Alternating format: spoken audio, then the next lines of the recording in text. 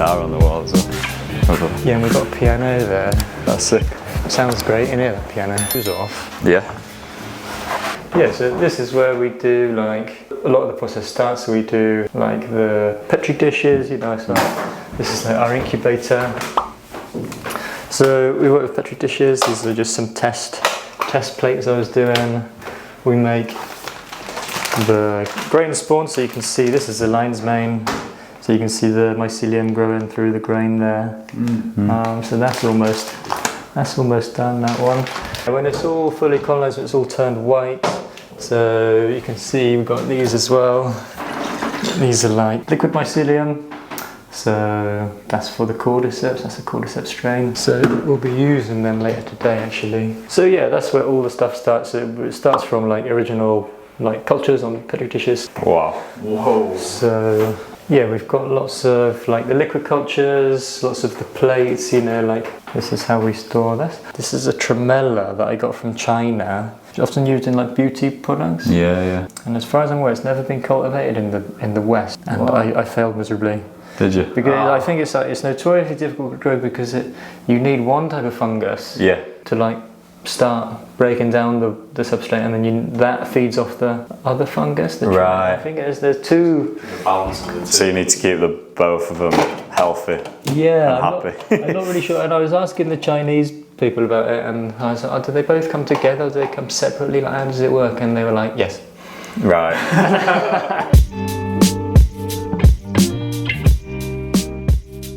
We have not classified most of the species. Like, we don't really know what they're doing. No. Oh, why? That's cool. Oh, why? Yeah. Like, why do they produce certain byproducts and Certain stuff like that, compounds, like that don't benefit them? Yeah. A lot of the time. Yeah.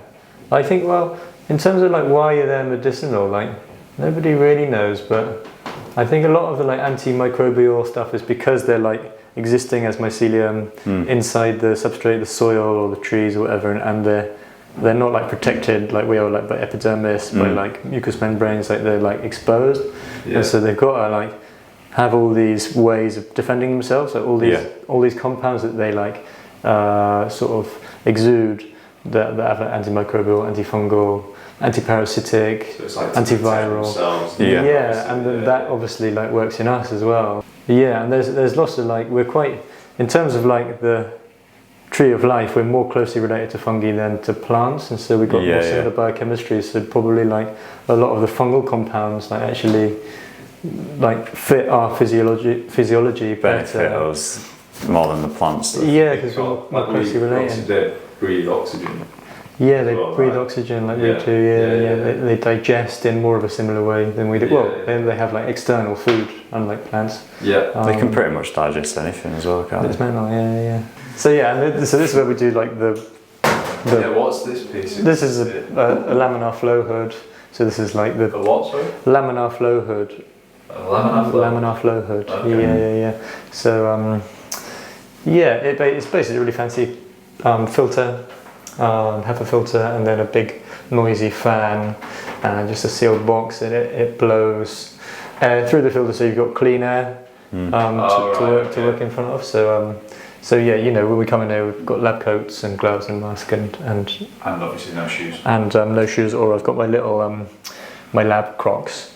And we work in front of here, so that's like you got clean air because so that you're not contaminating. Not contaminating there, yeah, because you know the air is full of contaminants. There's multiples everywhere. We're loaded with contaminants. Absolutely, our breath, our skin, like so that's the main difficulty growing mushrooms is fighting against all these other organisms like mold, bacteria, yeasts that also would like to eat your substrate, your grain, your like sugar water, your sawdust. They're also competing for the same food, and so we kind of need to that's why we need all these techniques. We need sterile technique. We need big sterilization tanks. We need like all of these processes, all these fancy filters, and we need to be really, really, really strict about hygiene. Otherwise, things just fail, and they fail anyway. Yeah, even if you do go. Even if you meticulously do everything, it still fails. Yeah. Every once in a while it just fails massively and it's horribly painful. When you've put like a lot of work into a specific. It's so painful. Probably like every farmer gets it, just like massive crop failure. True, of course, yeah. If you think of it on a. It's miserable. It's completely miserable.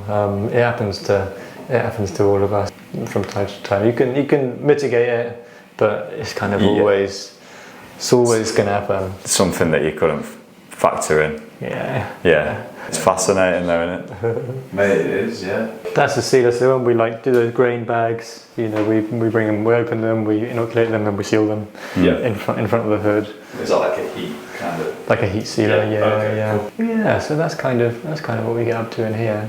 So what's this room called? The lab. This is like the primary lab. So we got another one downstairs. Okay. So this is the secondary lab. This is like the super clean. Yeah, this is the one with the anti-room and like take your shoes off and because any contamination you introduce at the start will be multiplied through the process. So here's like super important that we get everything right. I need to still build like some more fans in here, so we've got a fan running all the time, so it's HEPA filtered air all the time in here. So then it's like twice that HEPA filtered. And then you get positive pressure in the doors, so stuff doesn't outside it doesn't come in, and all this sort of stuff. You can really go to incredible lengths to make everything super. What scale are these being grown on in terms of like the massive farms? Is it? There's not a load of massive farms in the UK. There's a few. Right. There's a big one down in Devon. There's a couple of big ones up north. But most cultivators in the UK are quite small, really. Right. It's nothing compared to China. Like China, it's just like warehouses upon warehouses upon warehouses of like one type of mushroom. Of course. It's Well, they use it. Obviously, the Chinese as well use a lot of mushrooms, don't they? For medicine. They've got a proper mushroom culture. Yeah. They eat tons of mushrooms. They like reishi is huge in China, isn't it? Yeah. Not many people talk about reishi. Which is a shame because reishi's amazing, like completely amazing. Yeah.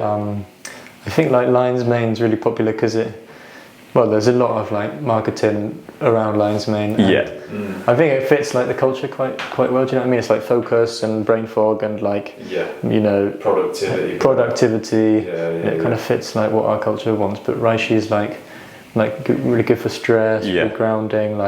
Reishi is just like amazing. Like so many different indications that is like incredible, such a amazing history as well, so revered in the Chinese tradition. Well, I've got a book, Traditional Chinese Herbs and Medicine, and cool. Pretty much all of it throughout is talking about reishi in some way. Okay. But I suppose people like to take lion's mane for that acute benefit, the benefit they get at that moment of taking it, whereas reishi is probably more of a longer term benefit, I'd say. Yeah. So, I mean, you do feel some calm, but obviously long-term health as well. Yeah, but reishi. They say that reishi might have 1,000 bioactive compounds in it. It's an amazing mushroom, and it's such a beautiful mushroom. We don't actually have. I feel like I've seen one outside on the bench. Oh yeah, there is one outside, the straggler on the bench. We've got a little bit growing at the minute. We harvested loads last week. That whole container at the front is a reishi grow space. It was full last week, and we just did a big mega harvest. Just because lion's mane in the wild, at least in the UK, grows off a beech. It's critically endangered in the UK, so it's very rarely seen, but it does grow off of really big old beech trees. Whereas reishi likes oak. Reishi can grow off different hardwoods, and lion's mane can grow off different hardwoods, but it likes beech the best, especially this UK strain that we're working with. So does the fungi eat the tree, so to speak? Yeah, it feeds off the nutrients. Like the different ones, like fungi. One of the. It's fungi then, not fungi. I'm anal about pronunciation because I don't want to say it wrong. Do you know what I mean? I think either are fine, but fungi. Oh no, I won't be saying that. No. You're just accommodating for the natural environment in which the mushroom would tend to grow in the wild. And then cordyceps grows off of insects in the wild.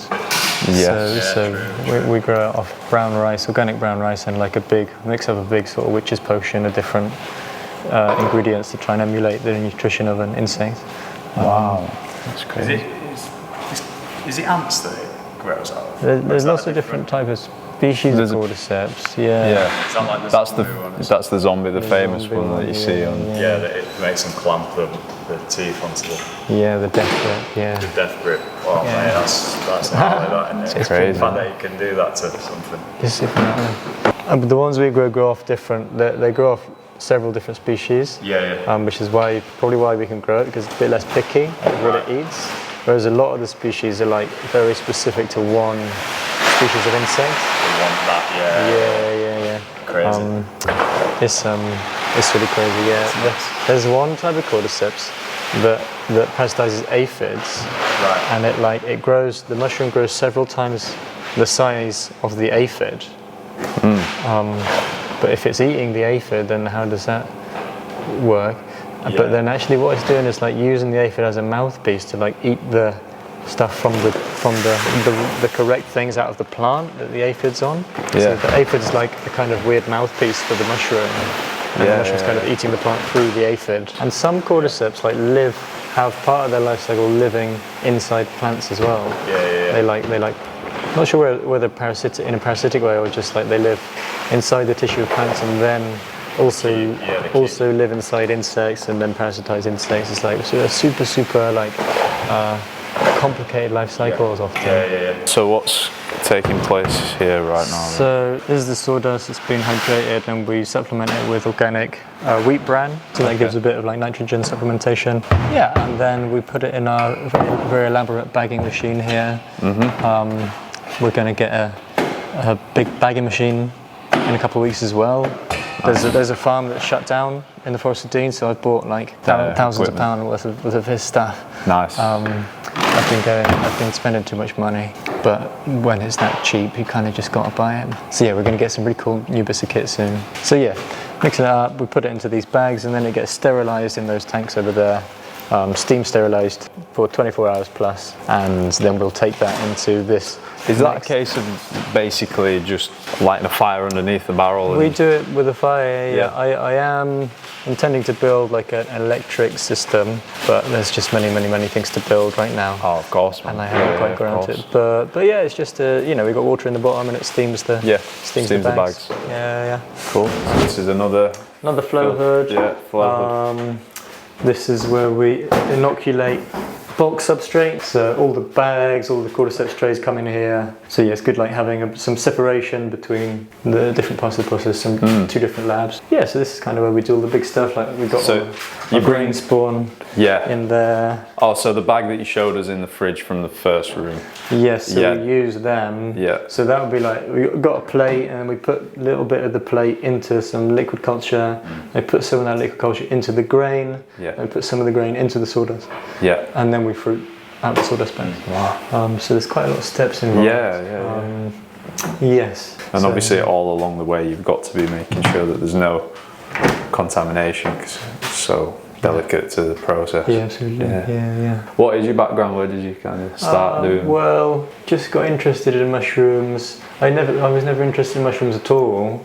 Like I didn't notice them. I lived with a mycologist before when I was travelling. I lived with him for quite a while, and I didn't care. Like I had absolutely no interest. And then strangely, kind of started getting interested and realised you could go foraging, like and get these medicinal mushrooms. And there's a lot of medicinal mushrooms in the wild that you can forage that are quite abundant. You can make extracts in your bedroom. Like you can also grow these medicines like in your bedroom and make extractions. Like that was pretty mental. Yeah. So I think just realising that, then I started growing a bit of DIY. Yeah, I had a little DIY set up in my bed. Like I had in my cupboard. I was in a shed house in Bristol. I had like a cupboard lab. I used to go and sit in the cupboard and had a little like still air box, like a little DIY lab set up. I used to zip myself. I had like a plastic sheet and zip myself in, and then I had a big suspicious looking black grow tent in my room full of cordyceps, which is I never got it was on the like front side of the house as well, so you could see it from the road. So, I'm glad that nothing ever became of it. But it was suspicious looking. Yeah. And I had like mushrooms in my bathroom, like growing in the bathroom. I had like my fridge, my just food fridge full of all the cultures and stuff like that. I had mushrooms in the shed. My housemates were very accommodating. Mate, it's got to be. I got some separation. We got some personal space now. Yeah. So there's no longer mushrooms in my bedroom. No, good. So that's kind of how I got it. But yeah, I think most mycologists that I know are just self-taught, because it's not really taught in universities, in schools. There's not any mycology. The only mycology departments in the UK are like medical mycology, which is kind of like the fungal diseases, which is a completely different thing. It's crazy, really, that there isn't more research on it and more money spent on understudied, underfunded. With the plastic problem as well, because fungus can essentially eat plastic, can it? Yes, I think so. I've seen something about that. And you can make like an alternative to plastic using fungi as well. You can make loads of like micromaterials. Durable. Well, I got like a hot sauce recently that had like mycelium packaging, like mycelium sort of styrofoam. Okay, Do you know what I mean? Like ground hemp stalks. Okay, So like waste hemp stalks. Yeah. Do you know Merlin Sheldrake? No. He's like mushroom author and scientist too. Who? Merlin Sheldrake. Oh yeah. Of course you do. That's his book you read. You're like, no, that's like the main mushroom. I thought you said a hot sauce, and I'm like, no, I didn't hot sauce. Danny met him a couple of weeks ago. Oh, cool. We were looking at going to one of his talks. We saw that he's an awesome guy. But it's his hot sauce. Him and his brother made a hot sauce that's like koji, that's like fermented and then kojified. Right. Okay. So that'll be the part. That'll be what I've heard about in the book then. You're straight on that hot sauce when we get out. Googling that. 100%. It's kind of weird because like I don't know if you ever tried koji stuff. Koji stuff is koji's like a mold. No, I don't think so. So that's how they make proper soy sauce, and miso is made with koji. Okay. All right. They like ferment rice with this kind of mold. Is it alcoholic? No, and it like makes it taste. It's like So it was good. It's a funny tasting hot sauce. It's good, but it's like I never tried anything like that. A little bit different. Yeah. Interesting. It's weird. You'll have to try that. It's weird, We bring, after we inoculate the bags, we bring them in here, and then it's like nice and dark, quite warm in here, like low 20 degrees. Yeah. Can the spores get out of that bag then? No, so these are mushroom grow bags, so they've got these filter patches, really fine filters, so they allow gas exchange, because mushrooms obviously respire, like CO2 out, oxygen in, like we do, so they need to breathe, but we don't want contaminants getting in there, so contaminants, sometimes they get through, but they generally they don't, so stuff comes in here, and the mycelium goes through the substrate, and then so this is ready to fruit, so we can take that into the fruiting room now, chop it open, and the mushrooms will start growing at this point. And they grow straight out of the bags, essentially. Yeah, so we sort of fold the bags, we cut a little hole, slice it in it, and then they grow out. So we've got some. I was just going to ask, what are these in the trays over here? So these are cordyceps trays. So these are fully colonized. So these are ready to fruit. Go. You wouldn't expect it, would you? Yeah. That's going to turn into. We've got some cordyceps. What strain is this, did you say? This is a strain from the States. So they grow a bit chunkier than the UK ones, but they are actually very good to eat. They're quite sweet. You're welcome to try one. Shall I just pull it off? Just grab one, Grab them. I just want a small one, I think. Some people really like them raw. I don't really eat raw mushrooms that much, but no, me neither. I don't actually like the taste of mushrooms. You're making sure you pick the right one. This is tiny, but. What's it? Yeah, it's like the freshest mushroom probably ever eaten, to be fair. It's going to be in it. You want to try one? Definitely. This one's like screaming out my name, I think. That one looks nice, This one. Is that, do I just pull it out? Just pull it off, Oh. Trying to get a little close up of that. And you can Looks see it's a bit like a knick-knack. You can see like the little like bristles on it. Those are the spores. Those So are the that's how spores. So yeah, they're called the perithecia, those little bristles, and like Yeah, it's almost like fur, right? When yeah. you look So at it like this. cordyceps are a completely different phylum of fungi from all the other ones that we grow. They're like ascomycetes, which means they shoot their spores. So they've got these cells that kind of like shoot the spores. As opposed to something just dropping the spores. Oh, dropping them, right? All the okay. other ones are like the spore droppers, the basidiomycetes, whereas these ones have a different like. Is that It's why like they, actively shoot out. Or They shoot them out. Yeah. right, why they use the insects to like? I don't know. No, I think so. There's What's it ascomycetes is like a massive like phylum, I think. Yeah. But I think that's just one of the defining characteristics Right. of them. Yeah. that's insane. How like It's nice, isn't it? yeah. Mushroom, isn't it? Yeah. Well, yeah. So we do sell these fresh actually. So we send them to restaurants. We can send them like that, like attached to the substrate. Still alive, still growing.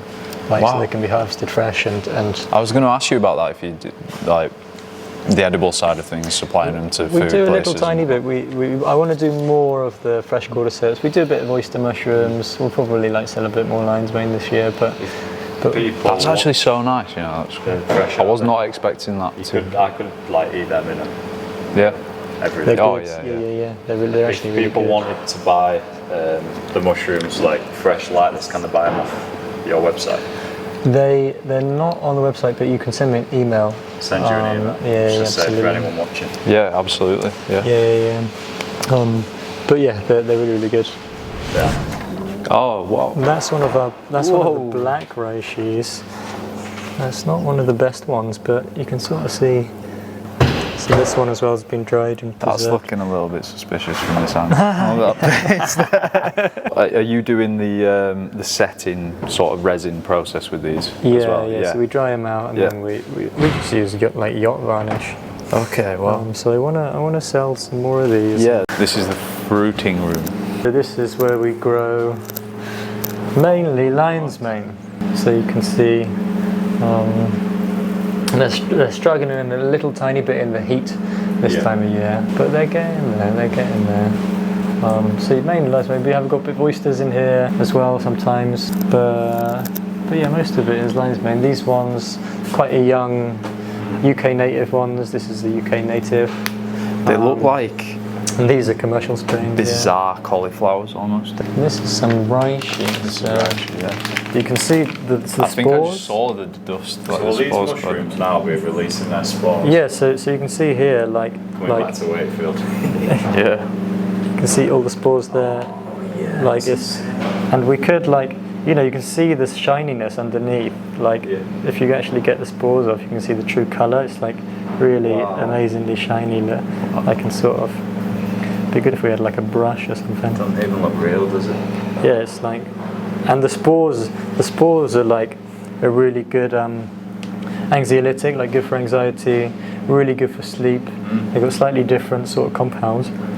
So I've got a jar by my bed, and I just sort of dunk my finger in it. A jar of reishi spores. Jar of reishi spores. That's Yeah. They sell them a lot in China, like it's reishi spore oils. Wow. Yeah.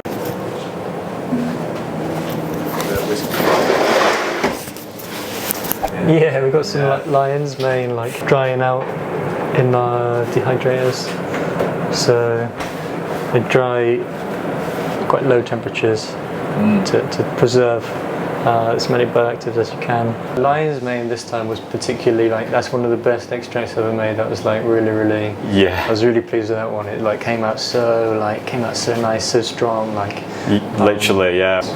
When I'd gone from using another brand to then trying this one, I was like, wow, you can actually taste the mushroom, which is obviously you want to be able to taste the mushroom. So you got the Great British flag on there. So they're grown in the UK.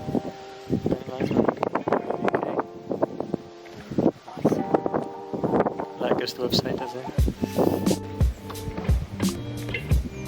Oh man. That mic's not on, but what's that like? Sweet. That's those mushrooms that we ate earlier, but just in a